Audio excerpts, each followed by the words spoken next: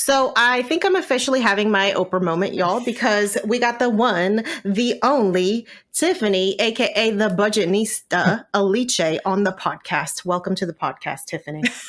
Thank you for having me. I'm excited to be here. Oh my gosh, this is such a full circle moment for me because you were one of the first women of color that I saw talking about money that made me feel like, oh shit, okay, so this is not just for like old rich white dudes. We could all talk about money. Yes. So first off, just thank you on behalf of my community and everybody who's been inspired by you for the work that you do, because you really are a trailblazer in all the ways. No, thank you very much. As Berna said, that personal finance for too long has been stale, pale, and male. Like from Hey Berna, right? Facts. You know, Berna's crazy, right? So she was like, enough of that, right? Enough. I just love to see, because when I started, there were so few of us. And so I just love how much more representation that I'm seeing. And to me, it's still not enough. So I'm like, more. Yeah. Absolutely. Okay, so your journey has been an incredible one, and I want to start from the beginning. Okay. So for folks who may not know you or, are just becoming familiar with your story, you weren't always this badass rock star in money, right? This is not where you started out in life. Talk us through kind of how you got to where you are today. No, certainly not at all. I mean, I was fortunate so I grew up learning about money at home. My mother was really practical in teaching my 4 sisters and I about money. Like, here's how you go food shopping. Here's how you stretch, the clothing budget for back to school clothing. And my father, who was a CFO and had his master's in finance and his bachelor's in economics, really taught us almost like the school book version of money. Like, okay, sit down, here's how you budget. Sit down, here's how you invest. Sit down, here's how you save. And so I grew up with those lessons, and I was pretty good at my personal finances until my mid-20s. And then I just started feeling grown. I was like, I don't need to listen to advice. So I started making my own choices without consulting with the people who knew best. And as you might assume, I messed up everything. And it really came to a head in 2009. And that's when the recession hit. And I was a school teacher, and I've been teaching for 10 years. And I lost my job, and I had been a victim of a credit card scam a few years before that left me $35,000 in credit card debt. And I'd bought a condo a few years before that. So I had this condo that I bought for $220,000, and I got my master's for another $50,000. So I had all of this debt that had recently accumulated within 5 years. And then all of a sudden, I also have no job now. And so everything came crumbling down. And it was really humbling. I was 29 going on 30. I had to move back in with my parents and sleep in my middle school bed, which was fun times. And as I rebuilt my life, my friends were just kind of like, well, help me. I'm like, well, girl, I'm a mess. They're like, yeah, but you're a mess that's being cleaned up. So show us how to clean up our messes too. And so I started to show my friends, and then they brought their friends. I would have things at my house. And then before I knew it, it was like strangers showing up my house. And I was like, who are you? She's like, such and such friend said I should come see you. And I was like, huh. So then my friend at the time told me, you should turn this into a business. And I'm like, can you do that? And I did. I started the Budgetnista, which was, I just was helping women one-on-one, really with just budgeting at first. That's why I called myself the Budgetnista. And then it grew into other aspects of their personal finances. And then I started working with organizations like the United Way and Prudential and things. So social media really helped me grow tremendously. Yeah. So the Budgetnista was born, and here I am. Wow. Okay. So, it's amazing how I feel like when you're going through these things in life that feel like the end, that, there's no way you can recover from this, that those can be almost the launch pads, if you will, when you have that hindsight perspective. So how did you turn this, what, could be to anybody, just this situation that could keep you stuck forever? How did you get past the mental blocks that a lot of us face when we're trying to get over a lot of financial mistakes that we might make along the way? That's a really good question. Honestly, it was really hard. And at first I didn't. The first 2 years of after losing my job and realizing, okay, I'm $300,000 in debt from student loan debt, credit card, scam debt, and my mortgage. For 2 years, I didn't really do anything because I couldn't get past it. I just felt like I'm going to be here forever. I'm always going to sleep in my middle school bed. And then I ended up moving with my sister, and it was on her couch. I'm always going to sleep on her couch. It's never going to get better because here I am, I'm grown, 30 is grown. And you're like, I'm supposed to have it together and I don't. And it really wasn't until my best friend, Linda, who'd been calling me a lot and I'd been ignoring her. As a matter of fact, she called me the other day. I got to call her. I know she's like, Tiffany. So she will check on me. And so she was like, Tiffany, why have you not been picking up your phone? And I didn't want to say, so I was gonna, lie, but she could hear it in my voice. And so, like when someone could hear you're upset and, they care about you and they love you, just burst into tears. And so I did. And she's like, what's going on? I was like, I'm so broke. I'm like, I lost my job and I can't afford my mortgage and they're going to take the house and all these things. And Linda was like, that's it? You're broke? That's why you've been hiding? She's like, I need to take a look around. We're all broke. She started laughing. She's like, literally, look at our friend circle. She's like, sis, first of all, I'm calling you from my mother's couch right now. Like, that's where I live. She's like, the recession happened. Like, everyone is struggling. And I don't know why it didn't click to me that people were struggling like I was. And I said, wow. So so I tell people to find themselves a Linda, someone who can help you give perspective to what's actually happening. Because when you're going through it, you feel like you're the only one, that you've made all the mistakes, that you can't get past it, that something is wrong with you. So I tell myself, whenever I'm going through a funk like that, that means I've been watching the Tiffany channel too long. And I have to turn the channel. So Linda helped me to realize I turned the channel and I realized that there were other people also struggling. So it made me feel less bad and ashamed. It made me feel like, okay, I'm not the only one. It's not a condemnation of my character. It's just, I'm going through a hard time right now. And so once I was able to lift the shame, then I was able to see the solutions and work toward them. So I tell people, start with getting yourself a Linda. Yeah. Yeah, you need that outside perspective, y'all, because sometimes we can be our own worst enemies. Yes. And we are always going to be our harshest critics. Yes. Yeah. Okay, so you have a New York Times bestselling book called Get Good with Money. And so I think for a lot of people in our communities of color, we can think that getting good with money means earning a lot of money, but we don't know what the hell to do with it after. Yes. Right. So for the longest time, I was like, I don't need a budget. I make six figures. Guess what, y'all? I just had more money that disappeared. Yes. Had no clue. No clue. Don't ask me where it went. I have no idea. And so, because I think a lot of people associate budgeting with diet culture, restriction, deprivation. Yeah. I hate it. I don't want to do it. So we don't do it. Can we reframe this discussion around budgeting? Can you make it sexy for us? Yeah. So here's the thing about your budget. Your budget is your say yes plan. Your budget there is to say yes to you, right? Janice is there to say okay, so you might, I like to think about your budget like your mom, right? So you might be like, Mom, can I have breakfast? Can I have dessert? She'll say yes after dinner. Can I, go outside? Yes, if you finish your homework. Can we go on vacation? Yes, when we lower the light bill. So your budget is there to say yes, if, when, after. So it's not there to say no. It's there to create safe parameters for the yes. So your mom doesn't want you to not enjoy life, but she's like, sis, if I let you go out there without a coat on, you won't catch pneumonia. Then we all in the hospital. So I'm here to say, yes, you can go outside after you put your coat on. So it's like, okay, so if you think about your budget is your say yes plan. It is there to say yes to you, but maybe it's when you save, if you reduce your expenses, after you get a raise. You see what I mean? And so no, budgets are, honestly, I love a good budget because it allows me to say yes confidently. Not like, I think yes, and then you come back from vacation and you're like, dang, I shouldn't have said yes. It's like, no, I get to go on vacation with a big yes because I did the when after I saved, if I got my raise, when I opened up my account and set aside money for it. And so your budget is there to give you the big, confident yes. That's the reframe. I am not afraid of a budget. It is not there to tell me no. It's there to give me the yes that I need, but in a way that's really safe and secure. That reframing is so powerful. And I think another thing that confuses or overwhelms a lot of folks is this idea that there's only one way to budget, right? Like I only knew about the zero-based budget and I'm like, there is no way in hell that I'm going to be tracking my $1.25 McDonald's coffees. Like ain't nobody got time for that. So I'm not going to do it.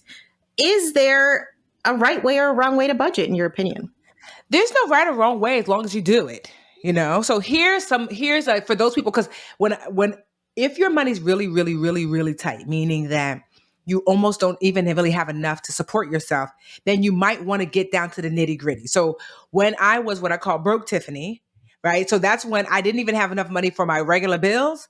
Oh no, I was in that supermarket. Before we get to the cart, we adding up. I'm like, oh no, you know what? Cornflakes, we don't even need you, girl. Let's see, so it might look like that at that space where you're like, things are tight and hard. Got it. Right. But Tiffany, now, ain't nobody got time for that.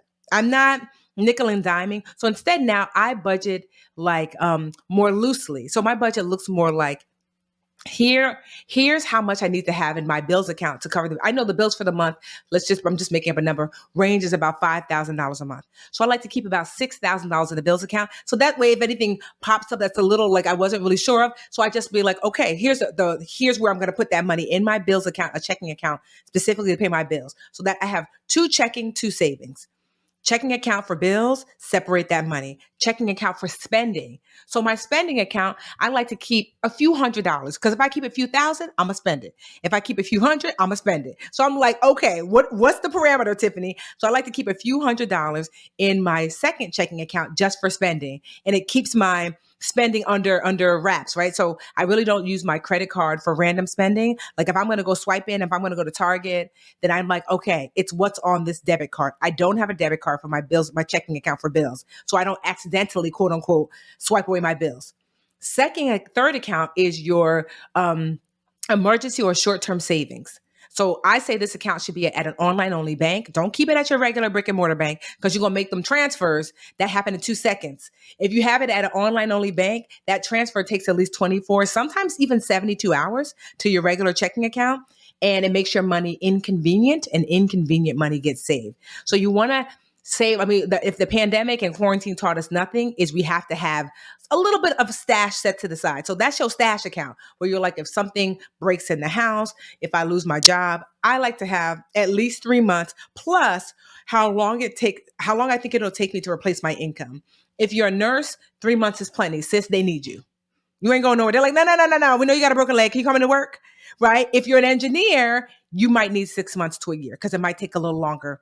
So that's my stash savings account. And then I like to have a long-term savings account.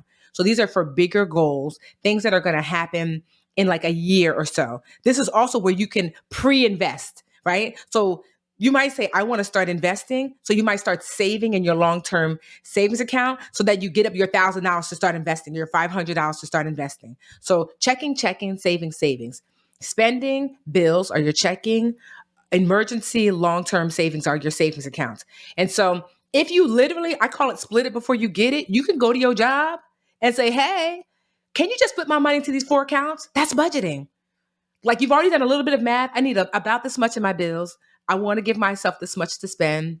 This is how much I want to save for emergency savings. And this is how much I want to start saving monthly for my long-term savings plan, right? So then you can split it before you get it, and you don't have to do the nickel and dime. So that's the way I live now, where I swipe and I'm like, I know already. I'll check and I'm like, oh, I'm at Target. I got $200 in here. Let's try to keep it to $50 because I want to come back later, And so that way I don't count every nickel and dime and penny, but I get a general sense of where I need to be. And there's nothing wrong with budgeting like that, especially when you have room. If you don't have any room, then honestly, it probably is in your best interest to be a more stickler for the money that you do have. Yeah.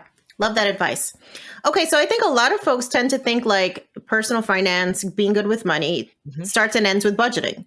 But it's so much more than that, right? So Yes. Can you talk us through what that holistic picture should look like? Yeah. So this is why I wrote Get Good with Money, right? Which just hit over the $100,000 sale, 100,000 book sale marks. We sold over 100,000 copies, which, just so you know, only about 80 new books do that a year. Of the million new books that launch a year, only 80 of them sell over 100,000 in a year. Congratulations. Thank you. And plus, I'm a sister and I'm on the cover. So, I was nervous. I'm not going to lie. I was nervous about being on the cover. I said, are they going to buy it? No, you had to be on the cover. You had to be on the cover. So I wrote Get Good with Money, and the subtitle is 10 Simple Steps to Becoming Financially Whole. And financial wholeness to me is, to your point, it's a wider range of what to look like when you're thinking about your personal finances. So financial freedom, you get your bag, you got a bag of money, you don't got to work anymore. most people might not reach financial freedom, at least not in time to enjoy it. So instead, I'm like, well, that doesn't seem fair. That seems like it doesn't seem inclusive. It seems exclusive. I want something that everyone can achieve, and everyone can achieve financial wholeness in these 10 steps. Whether you make a lot, you're a mechanic, you're a teacher, you're a CEO, wherever. And so those 10 steps are budgeting, savings, debt, credit, learning to earn, because you have to know how to make more money, investing like for both retirement and wealth, insurance, your net worth, like making sure you have a positive net worth, building your financial team, and estate planning. So those are the 10 components to financial wholeness. So when you master those 10 things, you start with budgeting. So that's the basics. And you end with estate planning, you have reached financial wholeness. That means holistically, your life is on track as it relates to your money. Anyone can do this. You could be the mechanic, the teacher, the doctor, the engineer, the attorney, everyone, whether you're making $30,000 a year or $300,000 a year, everyone can achieve financial wholeness. And that's why I wrote Get Good with Money, to walk you through those 10 steps to achieving financial wholeness. Yeah, it is a journey, y'all. It is not a destination, I would say, right? Because it's like every time you hit that next level, now it's like, okay, you're being introduced to new things you got to learn, I mean, I did estate planning for the first time at the beginning of this year when I was talking to my husband about quitting my job, because I'm like, this is like a big thing. We got to have like a solid plan now that I'm taking more risks. And it feels very daunting when you start reaching those upper levels, right? Like the investing part, the estate plan. It almost feels like this is for rich people. Like, why are we doing this? So what's the stigma, I think, or maybe the myth that people have around whether we should even be thinking about things like estate planning? Right? Because some folks are just like, I don't have anything. Like, why do I need an estate plan? So an estate plan, because people think an estate, girl, who has an estate? But the truth is, you do have an estate. If you have a bank account, you have an estate. Did you know estate planning starts with this at its simplest level? This is how, if you don't think you have an estate, which just means stuff. An estate is just stuff. It could be your wedding ring. It could be the earrings your grandma gave you. It could be your bank account. It could be your pension plan at work. So I tell people that for those people who think they don't need to do any estate planning, at the very least, you do need to add beneficiaries or update them on those accounts, right? So anyone who is grown enough to have a bank account, and you have a bank account, many banks allow you to have a beneficiary on that account. So let's just say you're 22 and you're like, oh, okay, I don't have any kids. I'm in school, but I have a bank account. I got a few $100 in there. God forbid something should happen to you. You want maybe it's your mom, maybe it's your dad, maybe it's your sister, maybe it's your bestie, to be able to have access to those funds without trouble. You ask your bank, is there a beneficiary? Usually literally online, it's right there. You just type in, oh, mama, So that's estate planning. Estate planning is also like, hey, do I have an insurance policy at work? Oftentimes you do. And you're like, I do. Yes, you do. Go and say, do I have anybody down as a beneficiary for my insurance policy at work? Add them to beneficiaries is step one for estate planning. Right? Then if you have children, then you needed a will yesterday, right? Because estate planning will say, this is what I want to happen to my babies. Well, I'll say this. If you have minor children, because you got a grown 30-year-old, they are, you might, right? But at the very least, if you have minor children, estate planning is also a will. A will goes into action when you're not here. And it says, this is what I want to happen to my stuff, but especially this is what I want to happen to my children. So for example, let's just say that you happen to live in California and your brother lives in California, your sister lives in New York, right? But you really want your kids to be raised in California. So you might be like, in your estate plan, you ask your brother, is it okay? Like if something happens to me, it's not just enough to be like, you be the goddaddy. No, you have to officially make it official. Like, would you be the godparent for my children? Yes, you would put that in your will. So if something would happen, your children would be raised in California, not New York, because maybe you don't like the environment of New York, So that would help with that. But your will also at least says what to do with my stuff. Here's what I want to happen to my wedding ring. Here's what I want to happen to my podcast equipment, my laptop, whatever. And then a trust is the third level to estate planning. So in order to have a trust, you should have at least $100,000 worth of assets, minimum. And even then, you might not need it. But if you have over $500,000 worth of assets, you definitely need a trust. You might be like, well, girl, that's not me. You got a house? Depending where you live, your house might be put you over that edge. People think like they don't have $500,000 worth of assets. You have a whole house, sis. You live in Jersey, I bet you it's worth over $500,000. I don't care what it look like. You live in California, I guarantee you it's worth over 500,000. Right. You know, and so if you a trust, what makes a trust so special is that a trust goes into action now. A will goes into action when you're no longer here. A trust basically is like what's happening. This is what happens while I'm still here. So I might say in my trust that my sister and I own my house. You know, so when I pass away, the house is still hers. She doesn't have to pay. So in New Jersey, it's pretty inexpensive, the death tax. Like you have to pay taxes on what you've inherited. But in California, it can be up to 50 to 60%. Yep. And so with a trust, you can help circumvent some of those things because basically you make the rules now, you know? And so there's an irrevocable trust, which is when it's locked in for life unless the people who are part of the trust collectively decide to change it. And there's a revocable trust where it's not locked in that way. But yeah, so beneficiaries to start, then wills are the next level, and then trust are like the, you know, like the next level after that. So if you think that you don't need estate planning, you do. Because at the very least, you should be updating your beneficiaries. Like Kobe Bryant, for example, passed away. And one of the things that him and his wife used to do is when their child turned 1 on their first birthday, they added them to as a beneficiary to like whatever their, you know, like whatever stuff they had, like, you know, life insurance policies, things like that. But we all know that he tragically passed and the baby wasn't 1 yet. The baby had not been added to the trust. So thankfully, what happened is that Kobe, his wife was able to petition the court to say, come on now, you know, he wanted this baby added. It's just that we didn't get around to it because we do it on their first birthday. You see what I mean? Because they had an irrevocable trust, which means it's locked in. So she was able to petition the courts and they were like, well, yes, duh. We don't think that Kobe said, nah, not the baby, you know, that we believe that he would have wanted that. So they were able to add the baby onto that. So, but do you see how important that is? His kids are taken care of for the rest of their life. And trusts also allow you to keep things private. So let's just say you want to get into real estate and you want to own all these properties, you know, but you don't want your tenants to know it's you because they might sue you or come after you. You can put their properties in an LLC and then put the LLC in a trust. A trust basically puts it in a black box. Can't nobody look into it. A trust is locked. So when you have a will and something happens to you, everybody, that will is public knowledge. You put that will inside of a trust. A trust is a locked box, and whatever happens to your assets when you're out here, nobody can see except for the people who were meant to see it. You know, I think this conversation just highlights like how much there is to understand about money.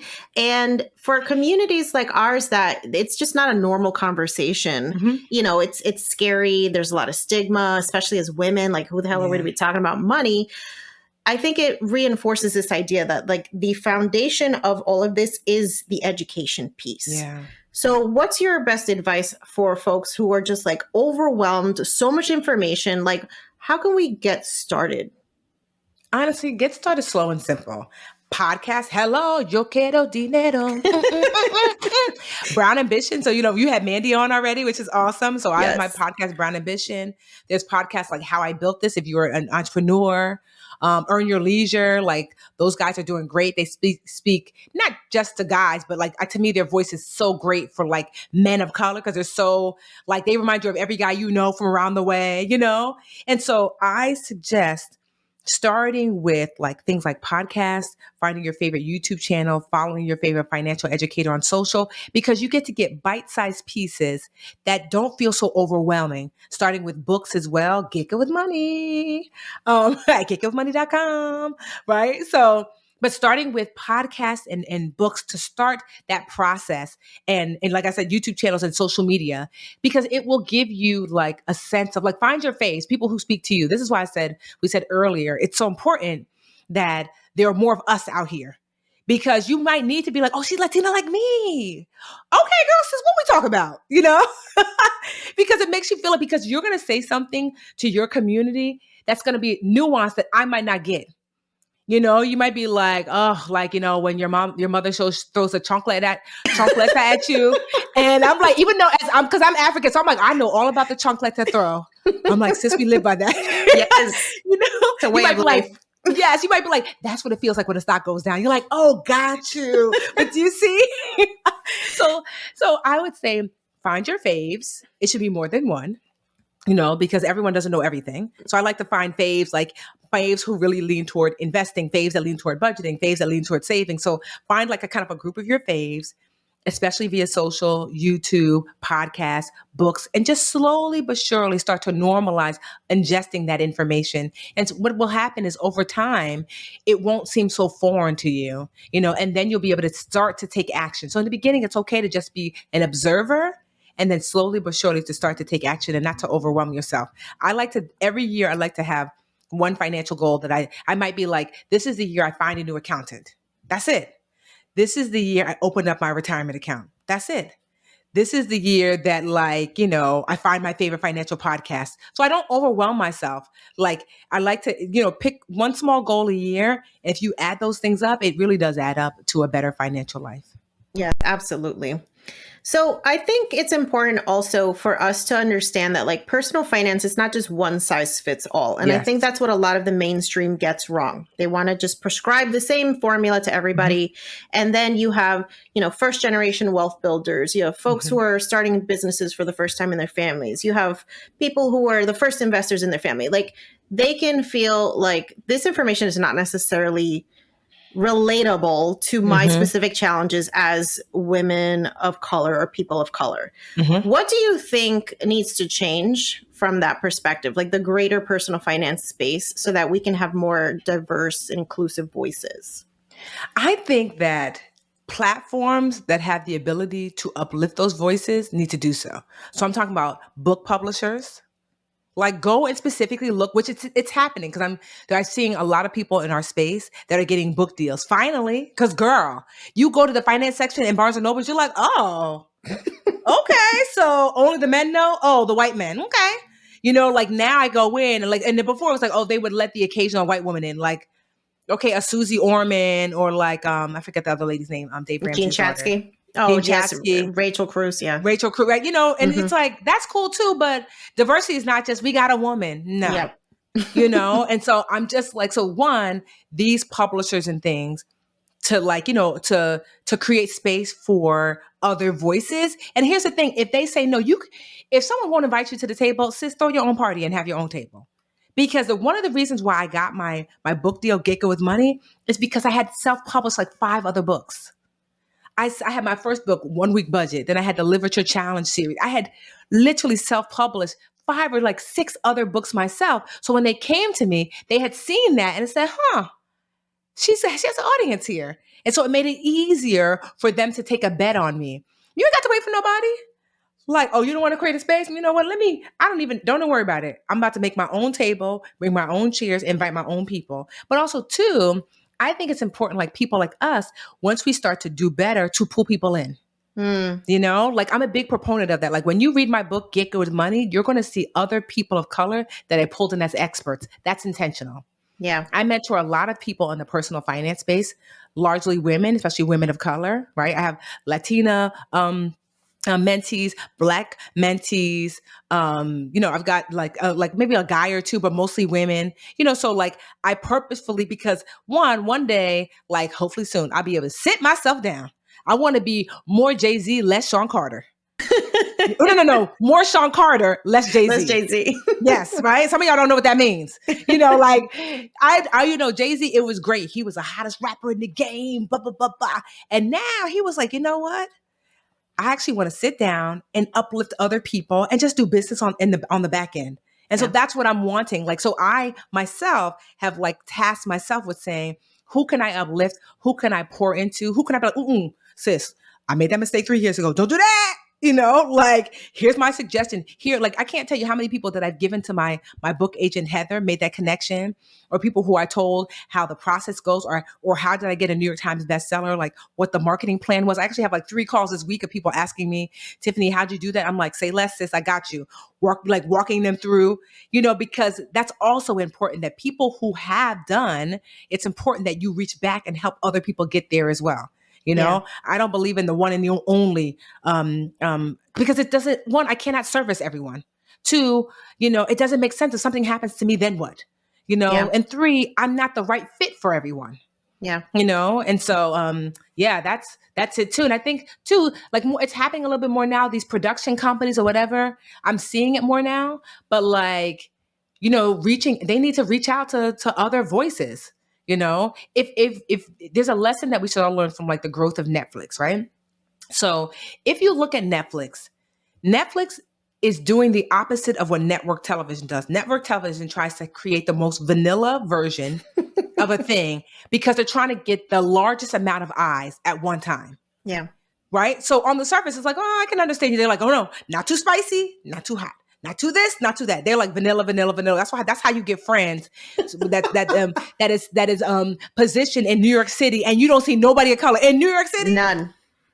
That don't make no sense. And none of them have like real jobs, and there's somehow all afford apartments. Like, what is going on here? They're huge apartments. I'm like, oh, that's cute, right? So that's because they're trying to adhere to the status quo, which is white people, But Netflix realized, instead of trying to adhere to the biggest amount of people at one time, what if we can adhere to and attract the widest variety of audience? So if you go on Netflix, you will literally see an Indian comedy special. There's one guy from like Panama. I'm like, there's Panamanian comedy specials? Yes. He's like, yes. Like you will literally see, like there's this Indian wedding shows. Yeah. I love, because like it's so familiar. Like it's so, because me being Nigerian, it's a very similar culture. I'm like, look at Auntie acting up. That's my girl. Right. And so like they have created all of these nuanced, like, because they're like, we know that maybe 50 million people are not going to watch the Indian bridal show. We don't care about that. We want to have 50 million people on the platform. So we're going to have a bridal show for 2 million of y'all. We're going to have a finance show for 3 million. We're going to have so Netflix has understood that if you have a wide variety of choice, everybody comes, versus let me adhere to just like the small population that represents like kind of like the middle. No.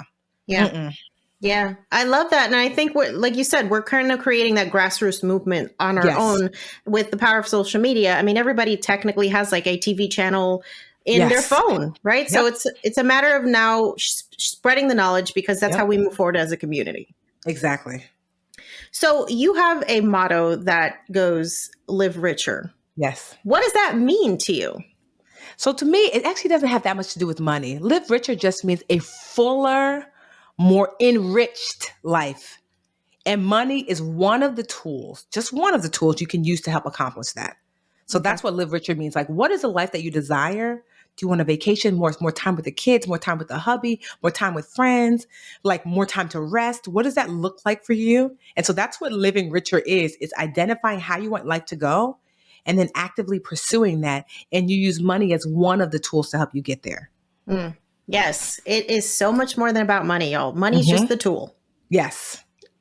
So, I love me a good side hustle. And one of your topics in your book is learning how to earn. Yes. How did you learn how to earn? Right? Because I don't know about you, but I didn't go to business school. I didn't learn none of this shit. Like, this is the school of hard knocks and YouTube and Google. Okay. What was the journey for you?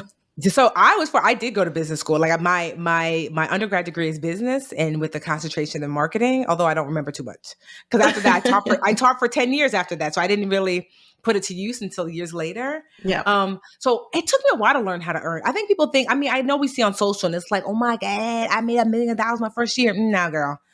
It took me, y'all are fast now because social media has helped you. When I started, it took me, I want to say 5 years to make my first 6 figures in a year. So if you're feeling like, oh, I'm not, girl, now we're at 8 figures. Hello.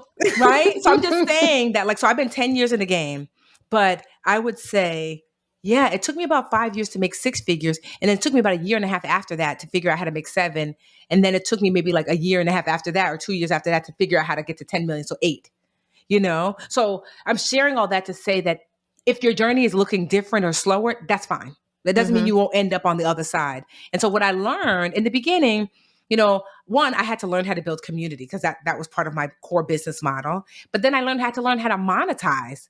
Like, my community loves me, but I wasn't giving them anything. Everything was free. That's not true. I was giving them everything away for free. And I felt guilty about charging for things until my community was like, girl, we want to buy things from you.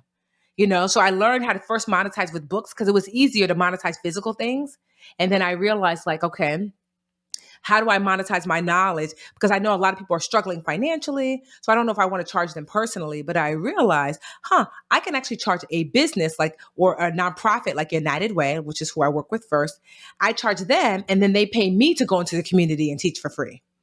So I started to recognize like, okay, there are other ways to monetize that are in alignment with how I want to show up. And so I started to do that. Like, okay, speaking engagements was another way. I was like, okay, I can charge the college or university and speak for free to the students. Got it. And then I started to listen to my audience. This is critical, and ask, what do you want? And they basically told me they wanted an online school. So I launched the Literature Academy, and we've got like 50,000 students, and it makes obviously like, that's where we have collectively, I make 8 figures a year, and most of it is with the Academy. Wow. But it taught me that because listening, pivoting. And so how I learned to monetize was to figure out, what do I offer? What are ways I can make money from this? Not everything that we do, we make money from. At one point, 80% of what we did, we didn't make any money from. But even like having your attention. So for example, I didn't know this, but I remember when Ally Bank first came out, they had a savings account, which I thought was great. I remember they were giving better interest than anyone. And I shared it with my audience. I even did a survey to see how many people signed up for it. 2,500 people signed up for a free Ally account because of me. I did not know, but Ally was doing a referral program. For each person that signed up, you got $25. Do you understand? I almost wept. Not even almost. I did cry because I was so broke then. So 2,500 times $25, that's $62,500. I was like, that's my salary times 2 when I was a preschool teacher. Wow. And so I learned then that like, if there's something that I like, let me see if there's a referral program. So you can even monetize the attention that people give you, monetizing your influence. And so, yeah, that's how I learned to earn. It was just really listening to my audience, really taking a step back and say, what exactly am I delivering? And is there a way to monetize what I'm delivering and putting it to work? I mean, we're getting business lessons from like the OG of doing this personal finance thing. So I'm like, #blessed right now. I have some more questions for you because I think what scares a lot of people about, entrepreneurship is just this idea of failure, right? Yeah. You got to get comfortable with failure. You got to get comfortable with getting out of your comfort zone. What's been your strategy for that? Because I can imagine as someone who is accomplishing what you are doing, and being in a space where you don't see a lot of people that look like you. Imposter syndrome comes up, this feeling of like, am I even worthy of what I'm accomplishing? How do you deal with that? It's hard. So I try to remind myself, if there's nothing else, I cling to the thing that I know that I am good at without hesitation, and that's teaching. So I remind myself, Tiffany, if there's nothing else, you're a good teacher. And I know you feel imposter syndrome about writing this book, but the book is an extension of teaching. And I'm like, okay, you're just teaching through the book. I'm like, okay. Then it's like, ooh, I'm nervous about getting on stage. Okay. At the end of the day, Tiffany, you're a good teacher. So getting on stage in this audience, it's just you teaching. So that's one of the ways that it helps, is that finding the thing that I do not argue with myself about. And teaching is that thing that I feel really confident that I'm like, you can teach. If you don't do nothing else, you can do this. So then I bring it back there and just like kind of reframe for myself that what I'm doing is what I'm already good at. It's just in a different way. And so that helps significantly. Also too, I mean, what helps me with failure is like, one, I remember reading this article, let's say maybe like 5 years ago, and it was about the difference between billionaires and millionaires. How does someone jump from millionaire to billionaire? And what they found after doing this study was that billionaires managed failure differently. That they didn't look at failure as failure. They looked at failures almost joyfully because it exposed what was already wrong and now they can fix it. And I remember being like, really? So I try my best that when something goes wrong, like at first, I'm like, oh my God, it's over. I'm going back to teaching preschool. It's over. Then once I get over myself, I remind myself, Tiffany, that was a $5,000 mistake. But guess what? It just saved you from the $50,000 mistake one day in the future. That was a $50,000 mistake. You know what? That saved you from a $500,000 mistake one day in the future. Because I've learned that to try to turn the challenge around to say, But if you had not done this and learned this, imagine what that looks like later on when the stakes are higher. And so that's what I practice. And I encourage everyone to practice that, to be grateful for the mistakes and the failures and the challenges, because it prepares you for the greatness ahead. If you don't make the mistakes now, you will not be ready for what's coming down the future. And, and I also remind myself this, that it doesn't get easier. All my mentees always ask me like, well, does it get easier? I said, no, but I promise you, you get better. That's what happens is that I want you to think about when you learn how to ride a bike or drive or tie your shoe. Driving is not easier. Tying your shoe is not easier. Riding a bike, it's the same mechanics, but you have gotten better. So it's hard to you. And so that's what happens is that, as you rise to the occasion, the challenges don't get easier, but I promise you, if you continue to rise to the occasion, you do get better. And so that's how I navigate those hard spaces. I mean, I'm going through some right now and I'm just like, but I had to remind myself, this is good, Tiffany, because you fixing this now, girl, do you know what this means for the future? I'm like, okay. Facts. Y'all, it reminds me of like the first time that I started earning money through my own business, and I had no accounting system, I had no bookkeeping, no clue, did my taxes, owed a bunch of money. And I'm like, you know what? I'm glad I figured that out when I was like a little $20,000 business. Cause with this 6-figure business, that would have been hella messy. Okay. Yes. No, but it's true, right? Because at the time it seemed like, oh my gosh, but now you're like, oh my gosh, I can literally owe $20,000, $30,000, $50,000 with the mistakes I make now. Yes. So I'm so glad I made the $200,000, $300,000 mistake then. So that way I can be stronger now. And so I've learned to welcome challenges, after I get over the whole dramatic part in the beginning. Absolutely. Okay. So we have a lot of first generation wealth builders that listen to this podcast. And I'd be curious to know how building wealth has changed your life and your family's life. Because I think a lot of us want to be able to be that spark of change in our families. Yeah. So I'm first generation. Like I said, I was born in Jersey, but both of my parents were born in Nigeria and they didn't, come from like means. And so it's really hard. I'm not going to lie. And you might struggle with this too. I call it traumatic broke syndrome, that it's hard for me to spend any money because I'm like, oh, but what if?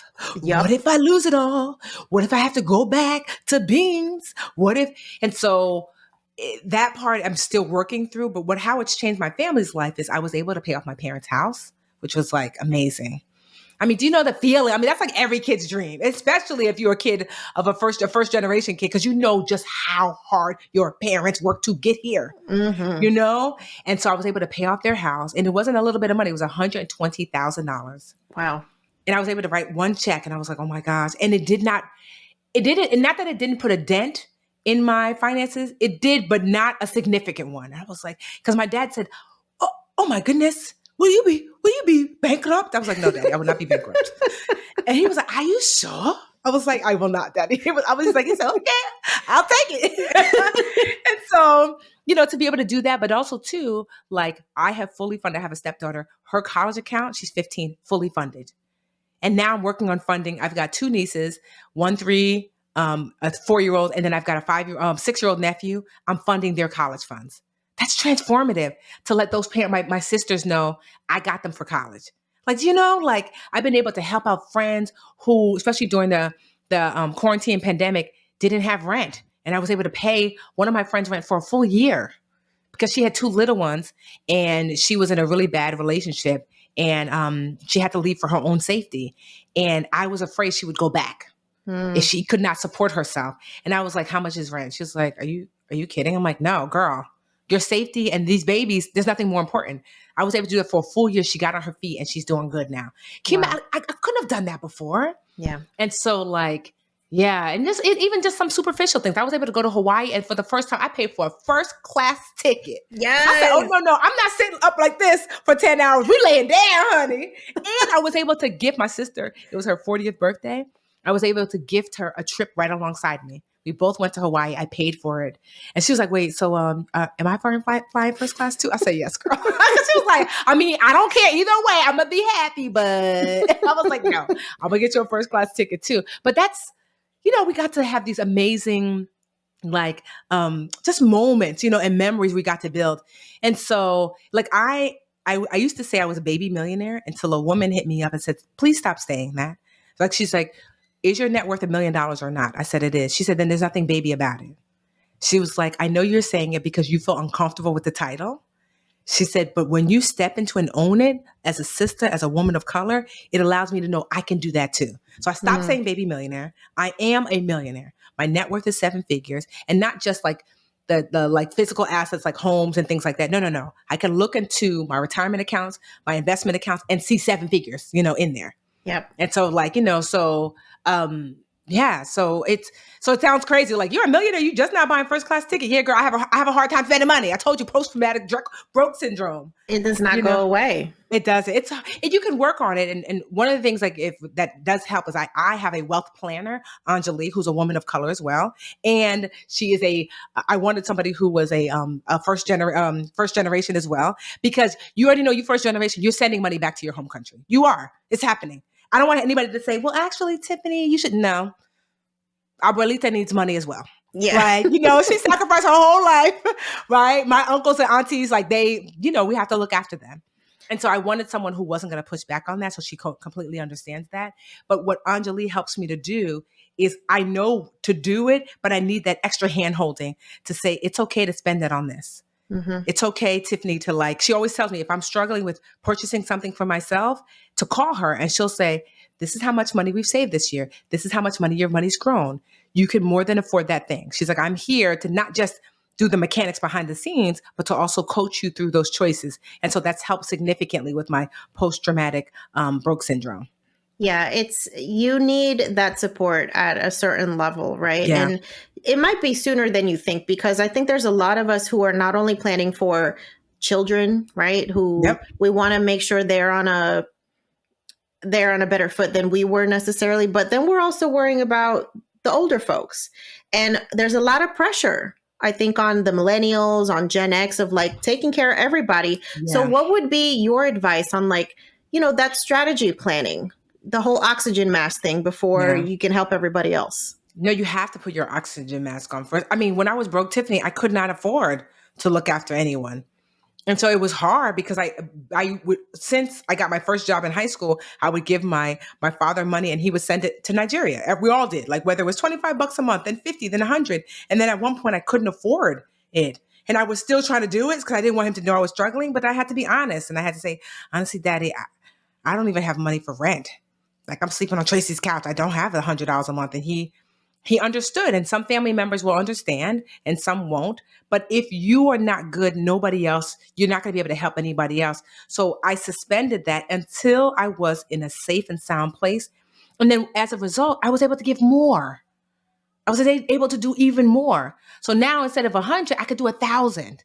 You know what I mean? And so that's what I encourage, that being honest and transparent with the people that you're helping about what you are able to do and when you're able to do it. And if those situations change, to tell them. Some people will completely understand and some people won't, but that's okay. You have to make sure that you are safe and secure first if you're going to help out your family and friends. Yeah, absolutely, y'all.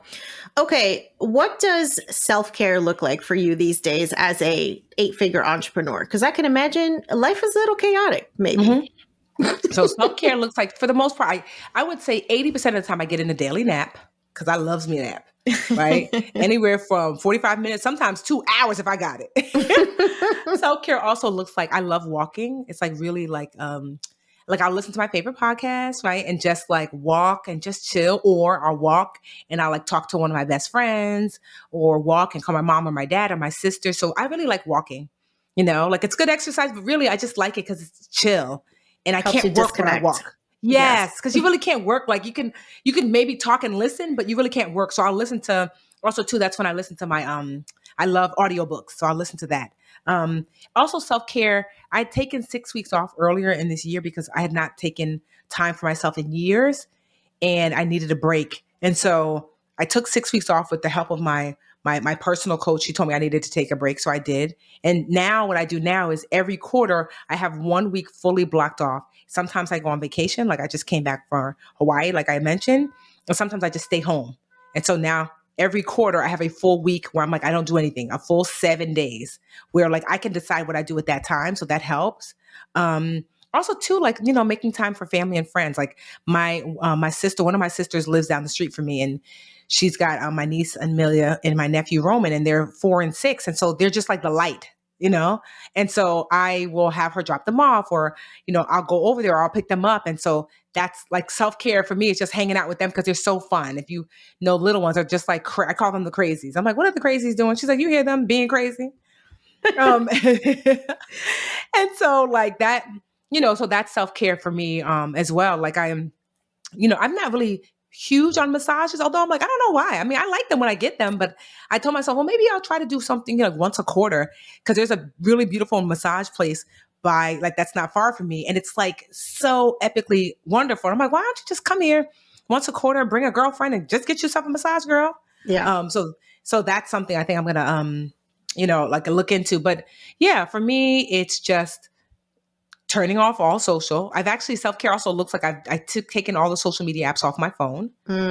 So I'm more mindful that like I can access them on my computer, but typically if I do that, that means I'm working, but on my phone, it's just very easy to get sucked in and distracted. So taking time, I feel like in a really good place right now. I haven't not always been in a really good place because I've let like business take over everything, but I said, I don't want to go back there. So I've been really mindful, and also coaching too has been part of my self-care. So I've got a business coach who's great, but I also have a personal coach that's really awesome. She's a therapist as well. She's not my therapist because she's in Georgia and I'm in New Jersey, so she can't be, but it's really great to kind of like unleash some of my hopes and goals and dreams and fears and work through them with someone. So that has helped significantly. Like, oh, that's what I'm doing. Oh, that's how you have that kind of conversation. Oh, that's why somebody reacted in that way. So coaching is definitely part of my self-care. It is an important reminder that you need a whole team of people around you that are supporting you to get to that next level. Yes. So, Tiffany, this has been an amazing conversation. I want to close it out with your best piece of personal finance advice for folks who just want to get started and getting 2022 set right.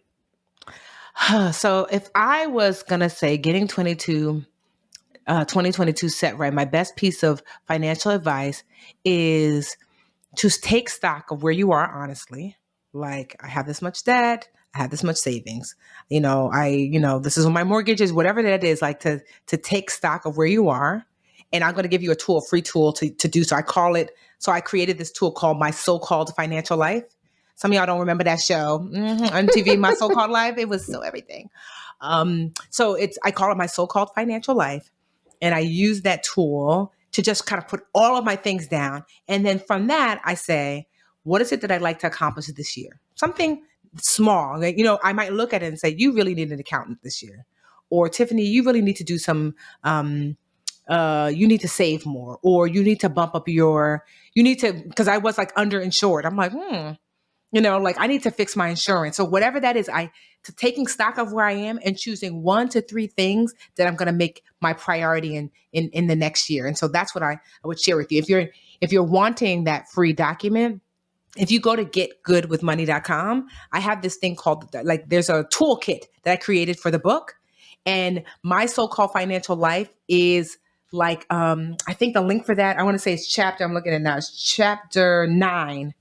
So in chapter 9 because the toolkit is broken down by chapters, it's all the resources that I mentioned in the book broken down by chapter. So if you look at chapter 9, there should be a link there for My So-Called Financial Life, so you can fill that in. What I like about that document as well is that when I was searching for a financial advisor, I use that to help me. Like, I would send it to the financial advisor and say, do you think you can help me? So they got a good picture of where I was and was I a good candidate. So yeah, that's what I would suggest, is take stock of where you are, pick 1 to 3 goals that you want to accomplish, and get to work on them in the new year.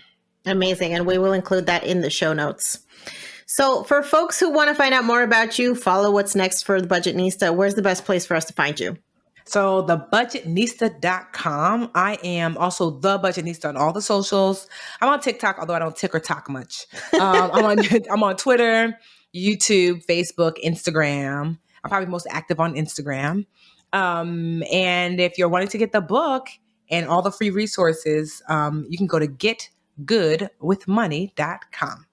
Amazing. Tiffany, thank you so much for leading the charge and really normalizing the discussion around money for our communities. Your work is invaluable, and I just thank you on behalf of everyone who listens to this podcast for what you do. It's so important. No, thank you. Thank you for having me. Absolutely.